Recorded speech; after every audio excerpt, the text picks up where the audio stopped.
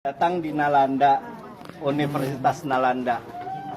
Nalanda ini adalah merupakan satu pusat pengajaran agama Buddha pada saat itu.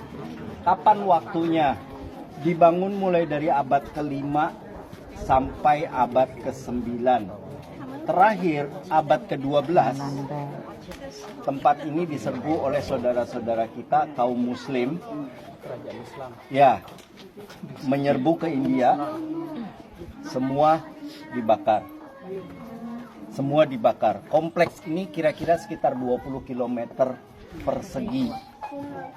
Ada sekitar 3 perpustakaan. Ketika dibakar pada saat itu, konon kabarnya selama 6 bulan apinya nggak habis-habis.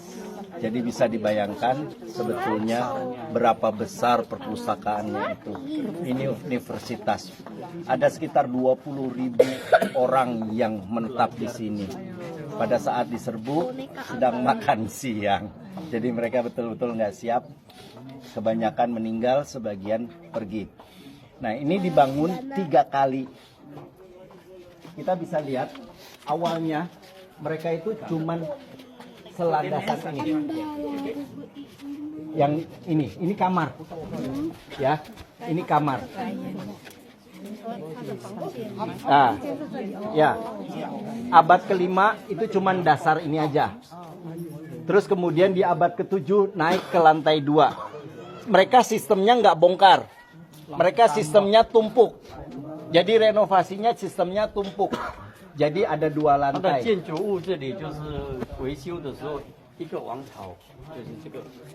Jadi nanti ada lagi abad ke-9 sampai abad ke-12 itu lantai 3.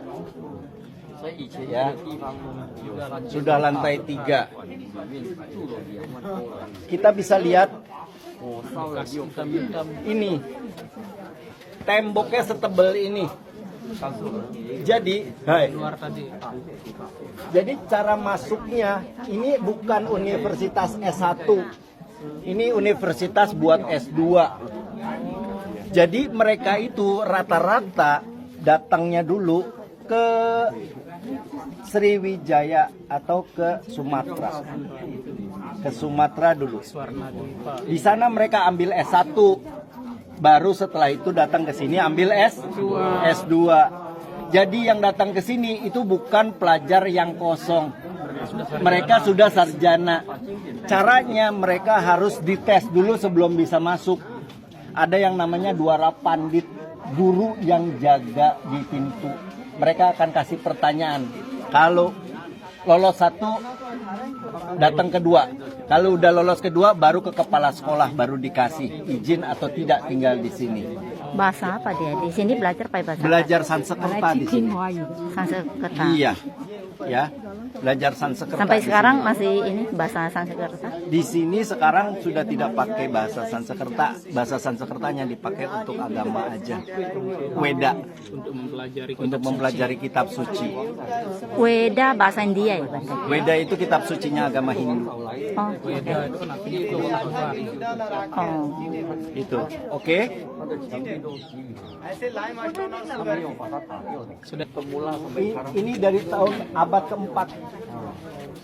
Lebih pada waktu itu raja kecil lah setempat itu kemudian dibangun. Wah, begini.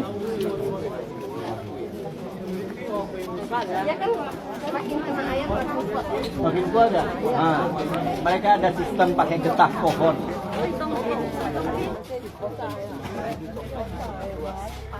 Aslinya. Iya. Jadi mereka bangun tembok setebal gini loh. 20 km persegi. Tapi sekarang yang baru diekskavasi sekitar 1 km persegi. Sistem di sini itu adalah sistem asrama. Ya, sistem asrama. Jadi satu asrama ditempati oleh murid. Mereka nggak kemana-mana, makan di situ, tidur di situ, belajar di situ, sembahyang di situ. Ya. Kemudian gurunya yang berpindah. Nanti sebentar di asrama ini, sebentar di asrama itu, sebentar di asrama itu, tapi mereka tidak berpindah kalau muridnya. Kalau kita lihat di sebelah sini, Ini satu asrama. Kamar di sebelah sini semua. Nanti kita bisa lihat. Ada di tengah ada ruang belajar. Kalau ngajarnya di mana? Di luar ya? Di dalam. Oh, di dalam. Di dalam. Di dalam. Ini semua tempat tinggal. Kompleks tempat tinggal. Di sini tempat sembayang, kompleks tempat sembayang di sebelah sana. Ya. Kompleks tempat sembayang. Jadi terpisah-terpisah. Yang menarik adalah bahwa murid tidak kemana-mana, guru yang berpindah. Dan yang dipelajari bukan sekedar agama Buddha belakangan di sini. Ini karena ini sudah jadi universitas, termasuk astrologi juga dipelajari. Iya, dipelajari. Matematika pun dipelajari. Ya, astrologi, astronomi, ya. medical108 subjects were juga lah, taught. medical juga ya. Medical juga dipelajari. 108 subjects. One monastery, Yeah. 108 rooms. Ya. Each monastery for one subject. Subject. Learning for how many years? 10 years. It depends which subject you choose. Sampai lulus. Sampai lulus ya. Sampai lulus. Semuanya harus belajar. Dulu Xianchang Tase yang kita tadi pergi memorialnya, itu juga datang ke sini belajar. Nah, Kemudian dia mengajar. Setelah jadi murid, dia jadi guru. Please tell them that Yeah. monastery with the help of Sumatra Kingdom. Dan yang menariknya untuk orang Indonesia apa? Saking banyaknya murid-murid dari Indonesia, para biku dari Indonesia belajar ke sini, kita punya satu asrama khusus Indonesia, namanya Wisma Indonesia di sebelah sana. Disumbang oleh Raja Sriwijaya Balaputa Dewa. Ya. Raja dari Sumatera. Waktu itu Swarna Dwipa. Oke? Ya. Nanti kita lihat di sebelah sana yang agak utuh. We go first there, and then after that. Jadi dulu di sini ada rupang Buddha pasti. Ini ada rupang Buddha pasti dulu di sini. Ini pintu masuk asrama. Ini pintu masuk asrama. Pintu masuk